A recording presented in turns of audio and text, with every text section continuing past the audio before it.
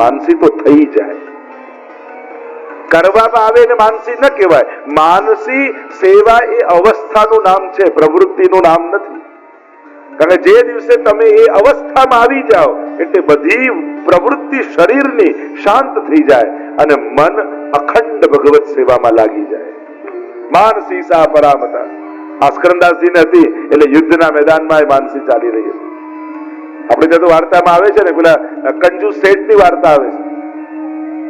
સેવા તો કરું પ્રભુ, ગુરુજી પાસે ગયા ને કહ્યું કે સેવા તો કરું પણ એવી સેવા બતાવો કે જેમાં 1 રૂપિયાનો ખર્ચો ના થાય. અને ગુસાઈજી તો પરમ દયાલ છે એટલે કહું જા તને માનસી સેવાનું દાન આપું છું. માનસી સિદ્ધ થઈ. પણ ઘણી વાર કૃપા થાય ને તો ઘણી વાર સ્વભાવ નડી જતા હોય. કૃપા થઈ ગુસાઈજીની પણ સ્વભાવ ક્યાં કાઢે આવી ગયો. એકવાર માનસીમાં ઠાકોરજી માટે દૂધ સિદ્ધ કરતા હતા. દૂધમાં બધા ઉત્તમ પદાર્થો પધરાયા, ખાંડ નાખી, પણ સ્વભાવ કંજૂસ ને એટલે એને થયું કે કદાચ 1 મુઠ્ઠી ખાંડ વધારે પડી ગઈ. હવે નથી દૂધ, નથી ખાંડ, નથી ચૂરો, કાંઈ જ નથી, માનસી ચાલે છે. પણ સ્વભાવ એવો કેમ થયો કે 1 મુઠ્ઠી વધારે પડી ગઈ તો માનસીમાં દૂધમાં હાથ નાખ્યો ખાંડ કાઢવા માટે અને ઠાકોરજી હાથ પકડી લીધો. અરે આમાં તારું શું જાય છે? કઈ જ નથી તો એમાં કંજૂસી. પણ જોવાનું એ હતું કે ઠાકોરજી હાથ પકડી લીધો. તો માનસી અવસ્થા એ તનુ વિત્તજા સેવા કરતા કરતા માનસીની પ્રાપ્તિ થાય છે.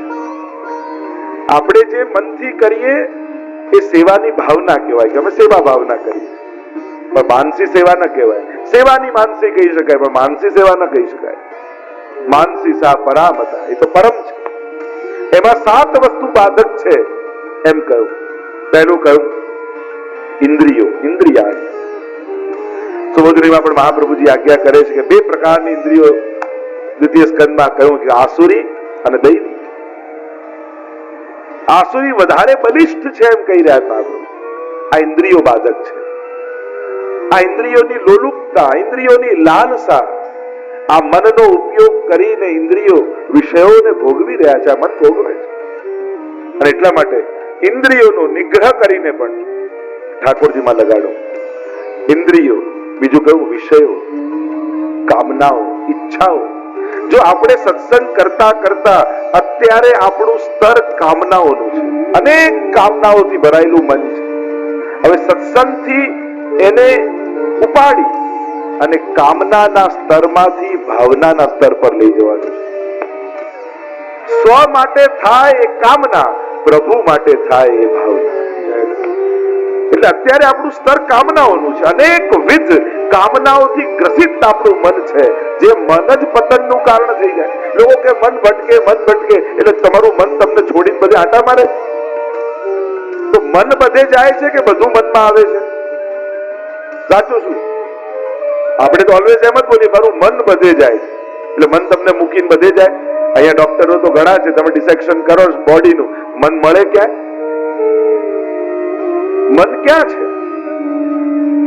આપણે ભલે મનોવિજ્ઞાન કે સાયકોલોજી, પણ એમાં મન ક્યાં સ્વીકારે છે ક્યાં કોઈ કે મન છે? આને ચર્ચા થઈ જશે. પણ મૂળ વાત વિષયો એ પણ બાધક છે. કારણ કે આ વિષયની લોલુપતા માણસને કેટલા પાપો કરાવી દે છે. જાણતા હોવા છતાં કે આ ખોટું છે, છતાંય આ લાલસા વિષયોની આપણે આપણી જાતને રોકી શકતા અને એટલા માટે માણસને સાવધાન રહે. આ વિષયો નડે. ત્રીજું કહ્યું લૌકિક.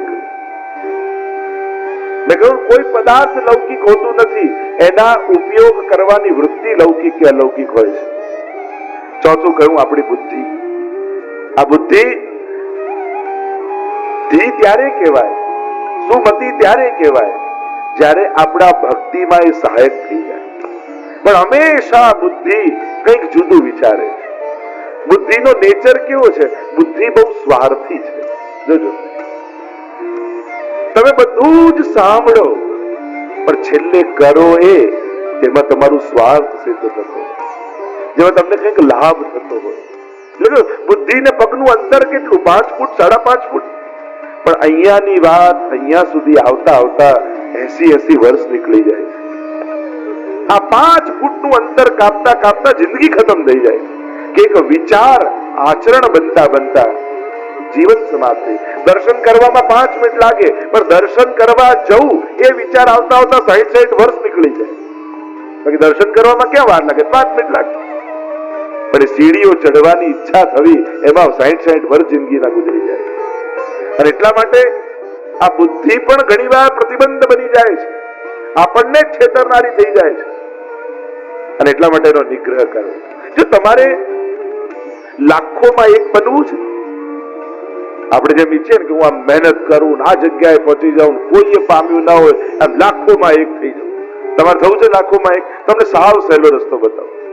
તમારે ક્યાંય કોઈ મહેનત કરવાની જરૂર નહીં, ક્યાંય કોઈ પામવાની જરૂર નહીં, ક્યાંય કોઈ પહોંચવાની જરૂર. કારણ કે ઘણા લોકો એમ માને કે ખૂબ મહેનત કરી, હોશિયારી કરી અને કોઈ એવી જગ્યાએ, એવા સ્થાને, એવા પદે પહોંચો તો તમે લાખોમાં એક કહેવાઓ. હું તમને સાવ ઈઝી રસ્તો બતાવી દઉં. લાખોમાં એક થવું હોય એમ કરો, તમે તમારો ક્રોધ છોડી દો. લાખો લોકોનો નથી છૂટતો, તમે લાખોમાં એક થઈ જશો. તમે તમારી ઈર્ષા છોડી દો, લાખો લોકોની નથી છૂટતી, તમે લાખોમાં એક થઈ જશો. તમે તમારો દ્વેષ છોડી દો, તમે લાખોમાં એક થઈ જશો, લાખો લોકોને નથી છૂટતો. કેટલો સહેલો રસ્તો!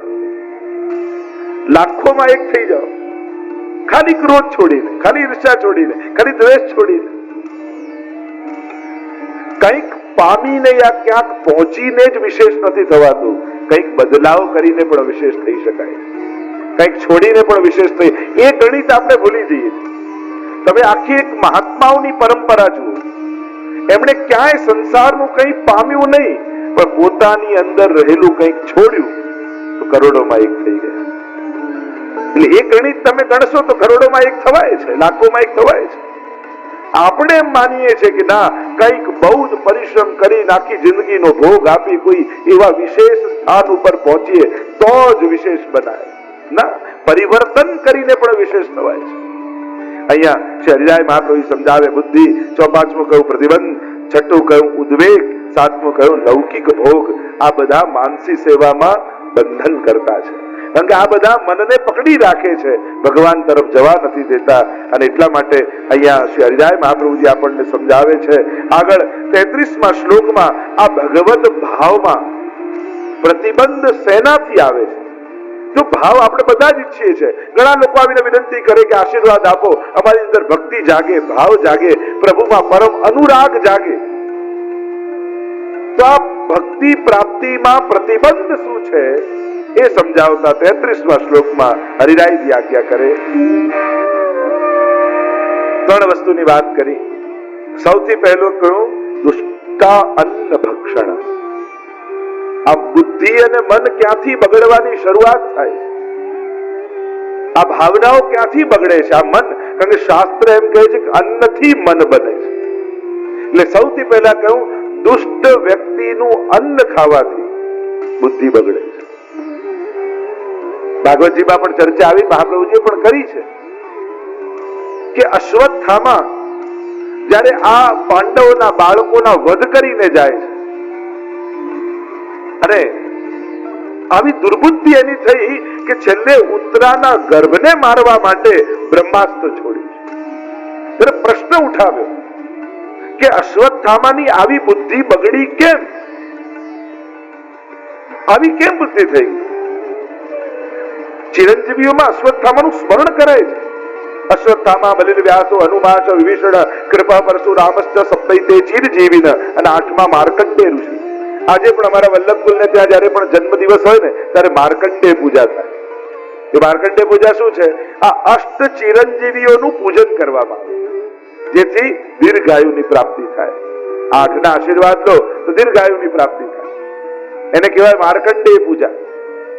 તો એમાં અશ્વત્થામાનું તો પૂજન કરીએ છીએ આપણે. અશ્વત્થામા બલિર વ્યાસો પહેલું નામ ચિરંજીવીઓમાં અશ્વત્થામાનું આવે છે. પછી એની બુદ્ધિ આવી કેમ થઈ? તો આચાર્યોએ કહ્યું એની બુદ્ધિ એટલા માટે બગડી કે એણે દુર્યોધનનું અન્ન ખાધું છે. અને આ દુર્યોધનનું અન્ન ખાવાથી એની બુદ્ધિ બગડી છે. એટલે જ આપણે ત્યાં કહેવાય ગમે ત્યાં ગમે ત્યારે ગમે તે ખાવાથી બુદ્ધિ બગડે છે. અન્નની પવિત્રતા ભક્તિ માર્ગમાં બહુ જ આવશ્યક છે, બહુ જ આવશ્યક. અને કેવળ પુષ્ટિ માર્ગમાં જ નહીં, દરેક ધર્મમાં તમે વિશ્વના ક્યાંય જોઈ લો, દરેક જગ્યાએ ખાવા પીવાના નિયમો બતાવવામાં આવે, શું ખવાય શું ન ખવાય, કઈ રીતે જવું. આપણા દરેક ભારત વર્ષના અનેક સંપ્રદાયોમાં તમે જુઓ એના નિયમો છે. કેમ? કારણ કે અન્નથી મન બને છે. એટલે જ આપણે ત્યાં કહું, મન મિલે ઇષ્ટ મિલે, મિલે ભજન રસ રીત, તાહી કે સંગ કીજીએ ખાન પાન ઓર પ્રીત. ત્યાં થાય આટલી જગ્યાએ. દુષ્ટ અન્ન ભક્ષણમ, બીજું કહ્યું અસમર્પિત ભક્ષણ, પ્રભુને ધર્યા વગર લેવું, એ પણ ક્યાંક બુદ્ધિનો દોષ પેદા કરે છે. અને ત્રીજું કહ્યું અસત્સંગ, કોઈ ખોટાના સંગથી મનમાં પ્રતિબંધ આવે છે, અને એટલા માટે વૈષ્ણવે સાવધાન રહેવું. આગળ 34 અને 35 શ્લોકમાં દુર્ભાવથી બચવા ભગવદીઓએ 5 પ્રકારના કર્તવ્યો કરવા, અને 5 પ્રકારના કર્તવ્યો કે જે આપણને આ દુર્ભાવનાથી બચાવે છે, એ કર્તવ્યો કયા એ સમજાવતા 34 અને 35 શ્લોકમાં હરિરાયજી સમજાવે. આ 2 શ્લોકમાં જોવા જાઓ તો લગભગ 7 લક્ષણ, 7 કર્તવ્યોની ચર્ચા કરી છે. સૌથી પહેલા કહ્યું દુસ્સંગનો ત્યાગ કરવો. સંગ બહુ મહત્વનો છે ભક્તિ માર્ગમાં. જો ખોટો સંગ જીવનમાં રાખ્યો તો ક્યારેક પતનનો વારો આવશે. એટલે બહુ જ મહત્તા આપી છે સંગ, સારો સંગ જીવનમાં રાખજો. બીજું કહ્યું આચાર્ય ચરણના ચરણારવિંદનો આશ્રય કરવો. શ્રી મહાપ્રભુજીના ચરણારવિંદનો આશ્રય કરે એની ભાવના શુદ્ધ રહે. ત્રીજું કહ્યું ભગવદીનો સંગ કરવો. ચોથું પુષ્ટિ માર્ગીય રીત પ્રમાણે સ્થિતિ કરવી. જે આપણા માર્ગની મર્યાદા છે એ પ્રમાણે ભક્તિ કરવી. આપણી મર્યાદાઓ કઈ છે એ આપણે જાણવું જોઈએ. આપણા નિયમો કયા છે એ આપણે સમજવું જોઈએ. પુષ્ટિ માર્ગમાં શું કરાય શું ન કરાય એનું જ્ઞાન આપણને હોવું જોઈએ. પ્રભુને ભજીએ છીએ, આપણે સેવા કરીએ છીએ, એમાં શું સાવધાની રાખવી.